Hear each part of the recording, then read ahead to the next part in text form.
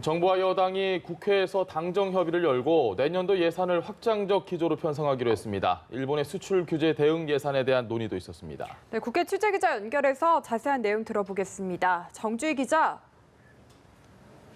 네, 오늘 오전 민주당과 기획재정부는 비공개 당정 협의에서 내년도 예산안을 확장적 기조로 편성하는 데 뜻을 모았습니다.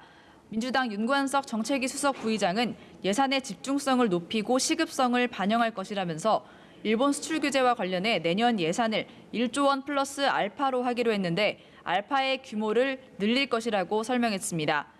이에 따라 민주당은 내년 예산은 최대 530조 원까지 늘리고 일본 수출 규제 관련 대응 예산으로는 2조 원 플러스 알파를 요구한 것으로 알려졌습니다. 아울러 당정청은 조금 전 일본 수출 규제 대응을 위한 상황 점검 및 대책위원회 첫 회의를 열었습니다. 회의에는 정세균 소재부품특위 위원장과 성윤모 산업통상자원부 장관, 김상조 청와대 정책실장 등이 참석했는데요.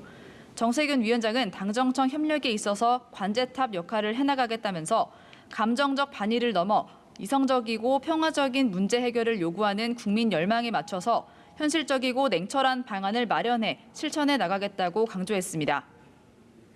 네, 이런 가운데 어제 한국당 최고위원 회의에서 최근의 한일 갈등과 관련해 자작극이라는 표현이 나왔죠. 여권의 비판이 거세지고 있다고요. 네, 어제 한국당 정미경 최고위원은 최근 한일 관계와 관련해 자작극처럼 보인다고 한 공로명 전 외무부 장관의 말을 인용하면서 의미심장하게 느껴진다고 발언했는데요.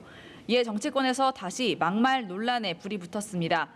민주당 이재정 대변인은 아베의 주장이 아닌가 생각이 들 정도라며 이쯤 되면 스스로 나서서 친일 프레임을 뒤집어 쓰는 셈이라고 비난했습니다.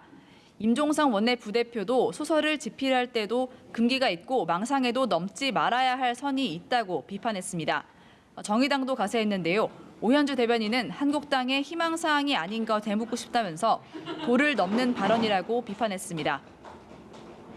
네, 정주희 기자, 그리고 문재인 대통령이 내일쯤 국회에 인사청문회 요청안을 제출할 것으로 보이는데 정치권 분위기도 전해주시죠.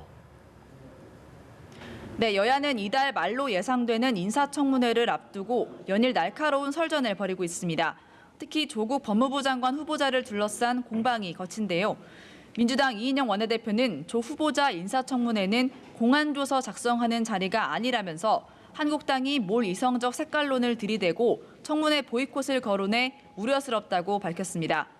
아울러 한국당이 산호맹 활동 이력을 문제 삼는 데 대해서는 낡은 색깔론이라고 일축하면서 공안검사의 이분법적 시각에서 벗어나길 바란다고 촉구했습니다.